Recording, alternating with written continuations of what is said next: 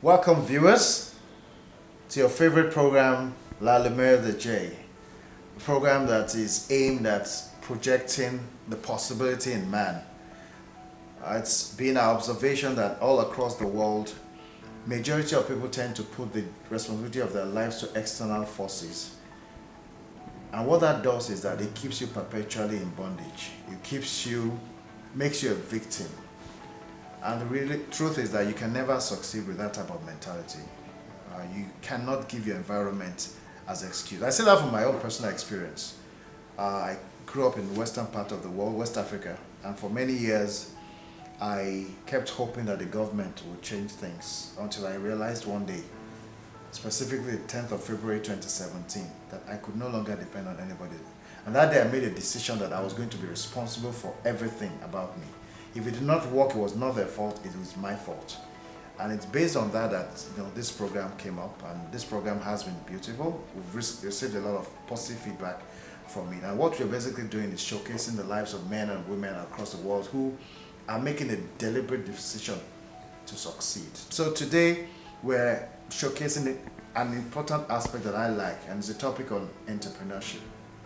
Entrepreneurship, because the soul of any company, or any country in the world for that matter, is really about the ability of people to innovate. And innovation is not just about making things out of nothing, it's about improving the quality of what you do on a daily basis.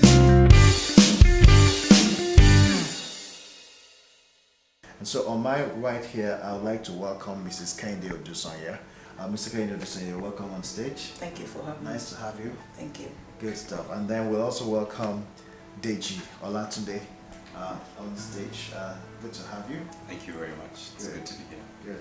My name is Deji Olatunde, of course. Like he said, I studied accounting in school, finished, and I went into consulting.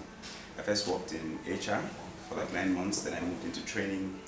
I was in training for about 2 years. Then I moved from that company to Accenture. And I was in Accenture for about 4 years. But about the third year, I began to feel a sense of dissatisfaction.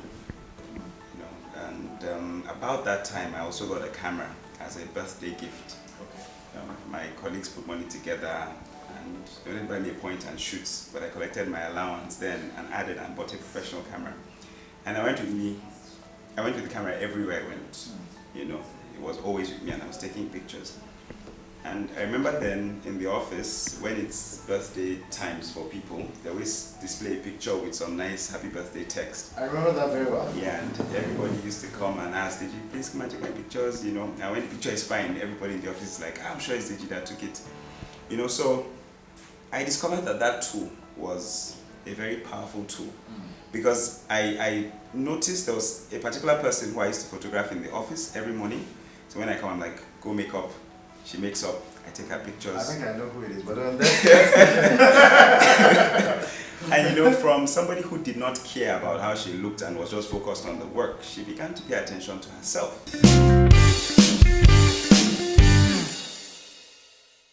My name is Kenny Odusanya, and I'm married with a son.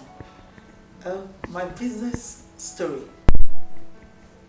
After university, I went into banking and was in the banking industry for 14 years. Of course, typical story of a woman. My husband too is a banker, so he was transferred out of Nigeria to East Africa.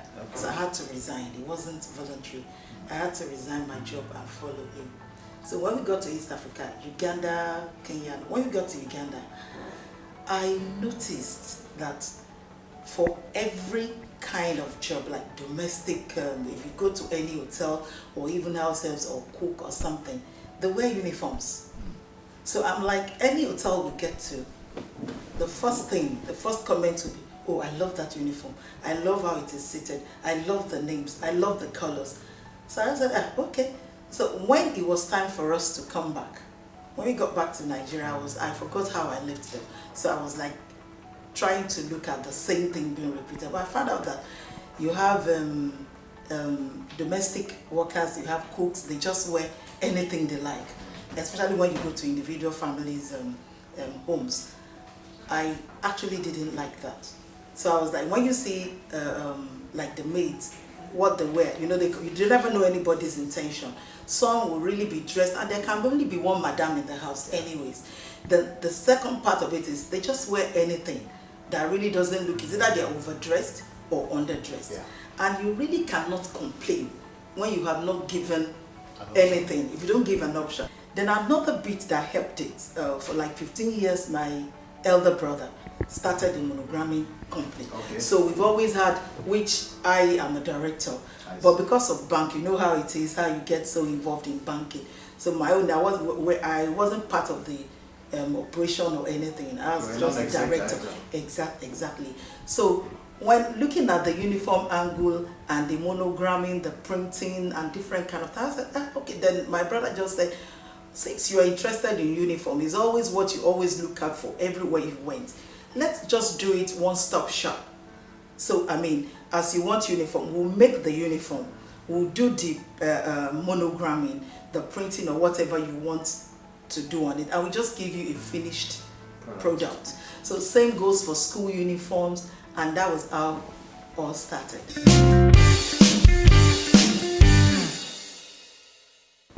Welcome back, viewers. We've had a wonderful time today discussing entrepreneurship as a catalyst for national development, listening to Deji and to Kenny.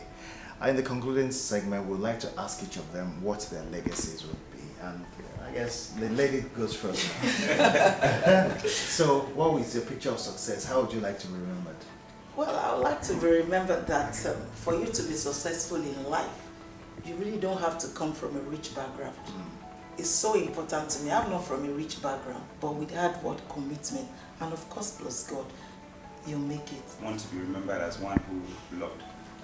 Okay. By my clients, the people who I work with, my family, all who I come in contact with, as one who loved. Simply put. Okay.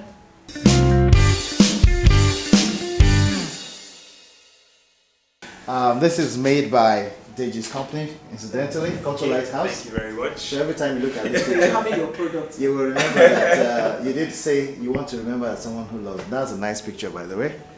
And then, Kenny, for your company, Thank you so much. that's you. Thank you. We do wish you the best.